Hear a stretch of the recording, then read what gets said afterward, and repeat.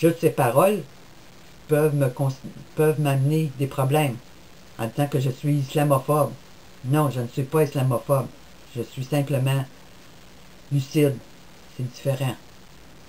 Alors ici, vous avez les deux petites vidéos dont il est question, qui ont un rapport avec ce monsieur qui donne à tous les gens qui sont présents son petit pamphlet pour promouvoir qu'est-ce qui s'en vient. Alors, comme le World Net Day l'a signalé, l'adoration d'Obama s'est souvent égarée vers une quasi-déification. Obama est bien sûr plus grand que Jésus, estimait le quotidien néerlandais Politiken en 2009. L'éditorial rédigé à l'occasion d'un vote législatif en faveur du plan d'Obama pour une prise de contrôle des soins de santé par un gouvernement citait le droit de chaque Américain de ne pas être financièrement coulé lorsque leur santé devient défaillante, ainsi que le plus grand soutien financier de l'Amérique qui ait jamais existé, un accord de désarmement majeur et le rétablissement le plus rapide de la réputation américaine. Alors, si, juste donner un petit commentaire, la réforme des soins de santé sur Obama n'a pas pour but de sauver des vies. Au contraire, elle va empêcher des milliers de personnes d'être capables de se pourvoir de ses droits de se faire soigner à cause des coûts élevés. Également, la réforme des soins de santé sous le président Obama prévoit que chaque citoyen, dans un avenir très rapproché, va être micropucé, devra obligatoirement avoir une micropuce pour pouvoir avoir accès au système de santé, à son compte bancaire et à beaucoup d'autres choses là, qui entourent toute cette nouvelle technologie qui prend place un peu partout.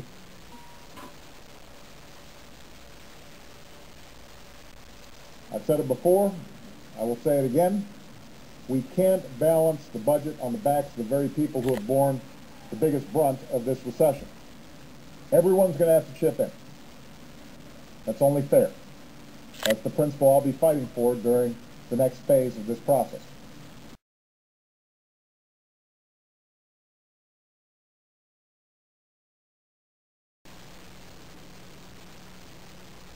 Alors, c'est l'esclavage social des populations. Et quand cette réforme a été finalisée, le président avait donné 36 mois. Puis le 36 mois, ben, il finit là, en mars 2013. Alors, mais déjà, on peut voir que de plus en plus de personnes sont micropoussées sous différentes raisons. Toujours sous le couvert de la sécurité, sous le couvert des soins de santé. Les enfants en Utah ont commencé aussi à être micropoussés dans les écoles primaires. Alors, tout se met en place rapidement. Et on voit juste et d'autres écoles ben, qui donnent des cartes GPS à leurs étudiants pour pouvoir les traquer. Puis même une école où j'ai pu voir l'article qui disait qu'ils vont mettre des GPS là, comme les prisonniers afin de pouvoir suivre les enfants. Alors, on rentre vraiment dans cette société de prison totale.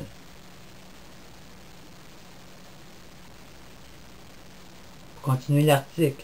D'autre part, nous avons les miracles de Jésus dont tout le monde se souvient encore, mais qui n'ont bénéficié qu'à quelques-uns.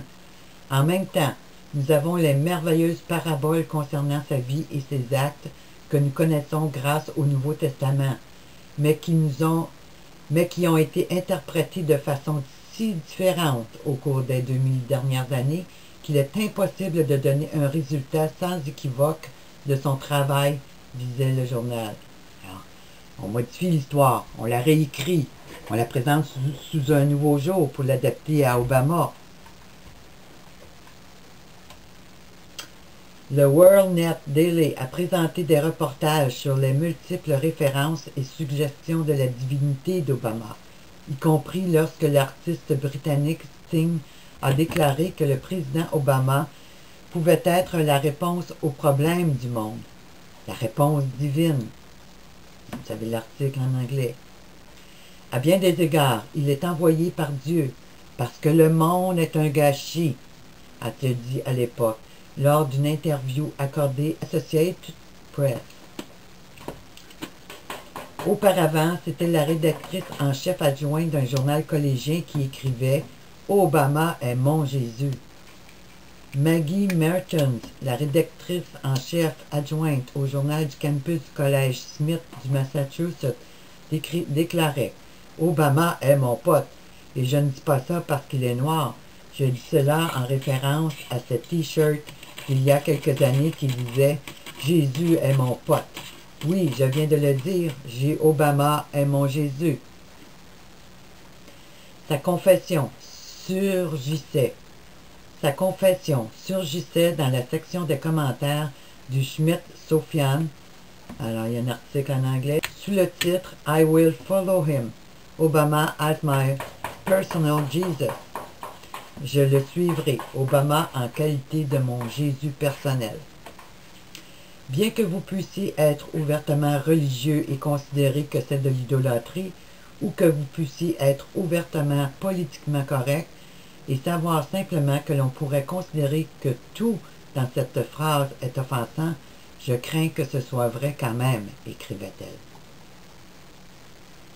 En outre, un artiste qui avait prévu de dévoiler un portrait de Barack Obama dans une pose semblable au Christ, avec une couronne d'épines sur son front, a annulé l'événement en raison d'une indignation publique écrasante. Alors, vous avez l'article. Et ce fut le leader de nation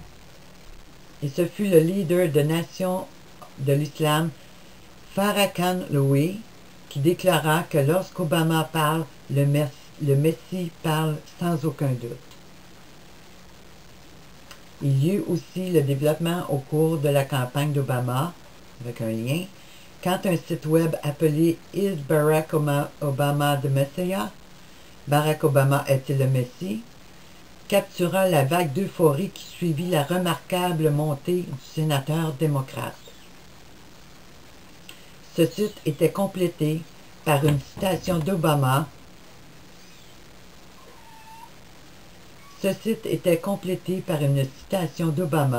Qui avait été reprise de façon stratégique d'un discours du 7 janvier 2008 à l'université de Dartmouth, juste avant la primaire du New Hampshire, dans lequel Obama, disait aux étudiants « Une lumière ». Ça, écoutez bien cette phrase. C'est une phrase complètement des Illuminati qui annonce justement qu'il sera l'élu. Puis ça, j'en avais déjà parlé il y a déjà quelques années. Alors, il disait... Alors, phrase que le président Obama a dit le 7 janvier 2008 à l'université de Dartmouth. « Une lumière brillera à travers cette fenêtre. Un faisceau de lumière descendra sur vous.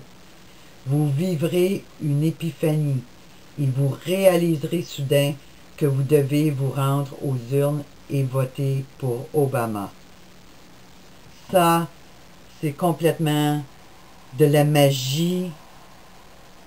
Ça peut avoir été utilisé avec de la technologie ou par simplement un esprit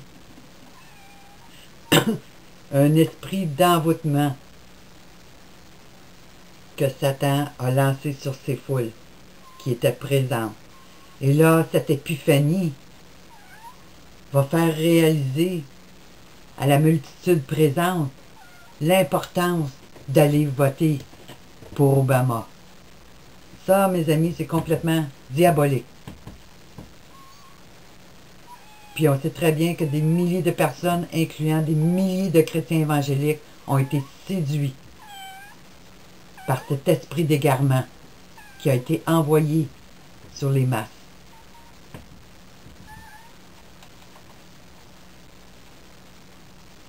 Alors, ce site que vous retrouvez plus haut, mais vous retrouvez aussi qu'Obama soit sanctifié, que ton changement vienne, que ta volonté soit faite. Mais ça a tout rapport avec le Notre Père. que ton nom soit sanctifié quand on parle de Jésus, que ton nom soit sanctifié, que ton règne vienne, que ta volonté soit faite sur la terre comme au ciel. Alors Obama l'adapte à lui-même. Alors voyez-vous le danger là, qui nous prouve encore une fois qu'Obama est vraiment le Messie.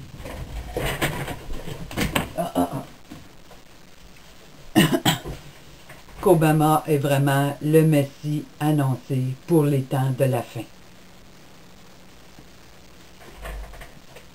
Alors, qu'est-ce que cela veut nous dire? Cela veut nous dire que l'homme du péché est maintenant au milieu de nous.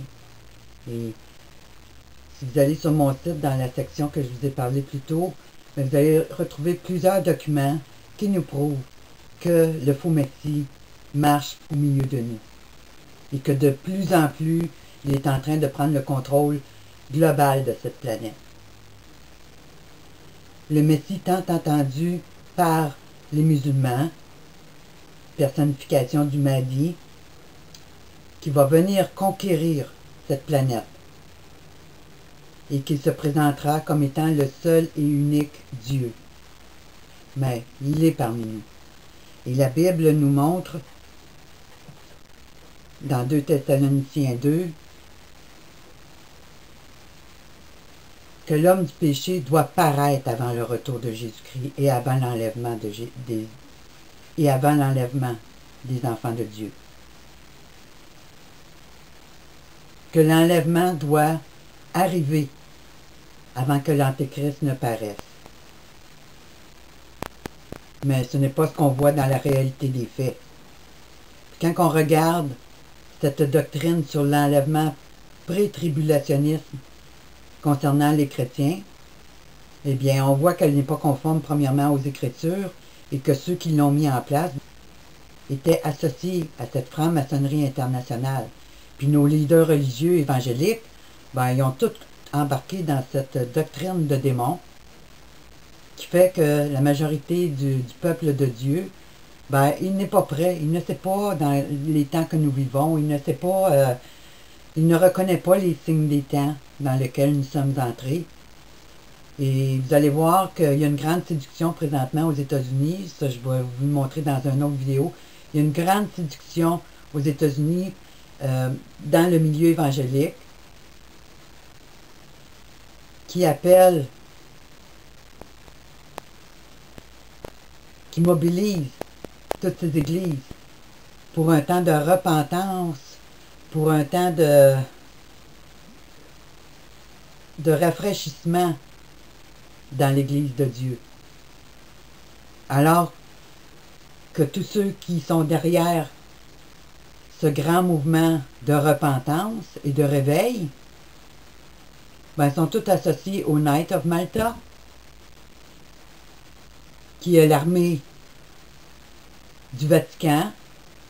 Et quand on regarde le serment qu'ils prêtent au Vatican, ben, c'est le même serment que les jésuites font lorsqu'ils s'engagent à devenir un jésuite.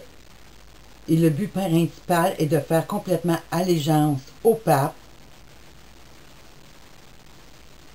de lui obéir en toutes choses et de dévouer sa vie entièrement au service de la cause catholique, qui se fait passer pour la véritable Église de Jésus-Christ, et dont le but final est la destruction du peuple de Dieu. Mais je vous montrerai que nos églises sont dirigées complètement par le camp ennemi, par ces Knights of Malta, par ces francs-maçons, qui sont en train d'entraîner le peuple vers sa perdition.